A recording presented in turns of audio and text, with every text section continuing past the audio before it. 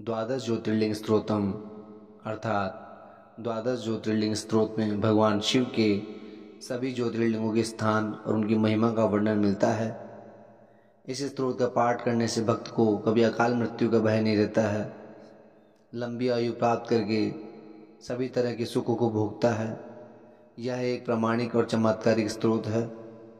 जिस तरह 12 ज्योतिर्लिंग के दर्शन, पूजन और आराधना से भक्तों के जन्म जन्मांतर के सारे पाप समाप्त हो जाते हैं, उसी तरह इस स्तोत्र के पाठ से भगवान शिव की कृपा मिलती है। अब हम द्वादश ज्योतिर्लिंग स्तोत्रम का पाठ का उच्चारण करेंगे। सौराष्ट्र देशे विशदेति रम्ये ज्योतिर्मयं चन्द्रकलावतंसं भक्तिप्रदानाय कृपावतीर्णं तं सोमनाथं शरणं प्रपद्ये। तं सोमनाथं शरणं प्रपद्ये। श्रीशैलशृङ्गे विबुधादिसङ्गे तुलाद्रितुङ्गे विमुदा वसन्तं तमार्जुनं मल्लिकपूर्वमेकं नमामि संसारसमुद्रसेतुं। नमामि संसारसमुद्रसेतुम्। अवन्तिकायं विहितावतारं मुक्तिप्रदानाय च सज्जनानाम् अकालमृत्योः परिरक्षणार्थं वन्दे महाकालमहासुरेशं। वन्दे महाकालमहासुरेशं।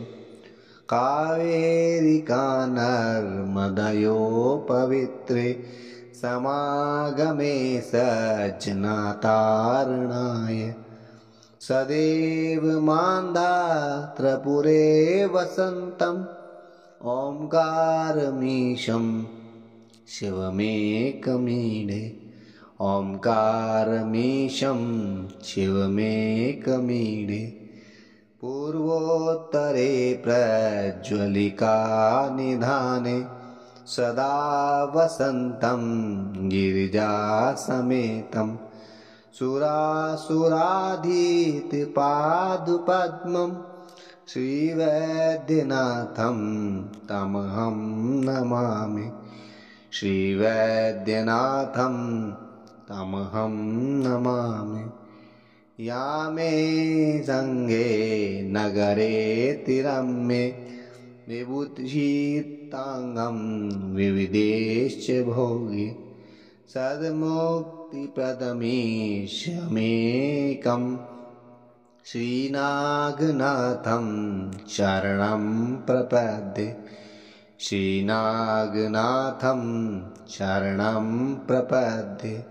महाद्विपार्श्वे च तटे रमन्तं समपूज्यमानं सततं मुनीन्द्रे सुरासुरेर्यक्षमहोर्गाध्ये केदारमीशं शिवमेकमीडे। केदारमीशं शिवमेकमीडे। सहाद्रिशीर्षे विमले वसन्तं गोदावरीतीरे पवित्रदेशे यदर्शनात् पातकमाशुनाशं प्रयाति तं त्र्यम्बकमीशमीडे।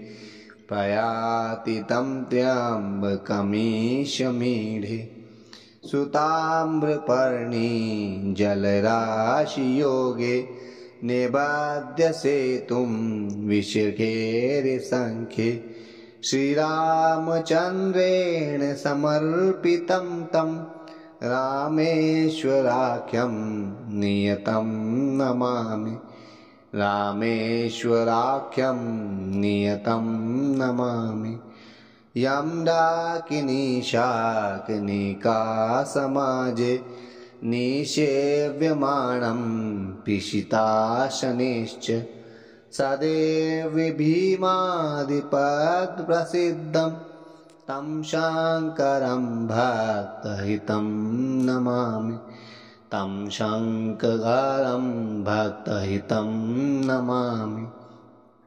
सानन्दमानन्दवने वसन्तम् आनन्दकन्दं हतपापवृन्दं वाराणसीनाथं नाथनाथं श्रीविश्वनाथं शरणं प्रपद्ये। वाराणसीनाथं नाथनाथं श्रीविश्वनाथं शरणं प्रपद्ये। श्रीविश्वनाथं शरणं प्रपद्ये। इलापुरे रम्यक विशालकेऽस्मिन् सम्मूलसन्तं च जगद्वरेण्यं वन्दे महोदारतरस्वभावं कृष्णेश्वराख्यं शरणं प्रपद्ये। कृष्णेश्वराख्यं शरणं प्रपद्ये। ज्योतिर्मय द्वादशलिङ्गगानं शिवात्मनां प्रोक्तमिदं क्रमेण स्तोत्रं पठित्वा मनुजतिभक्त्या फलं तदालोकनिजं भजेच्छ। फलं तदालोकनिजं भजेच्छ। इति श्री द्वादश स्तोत्रलिङ्ग सम्पूर्णम्।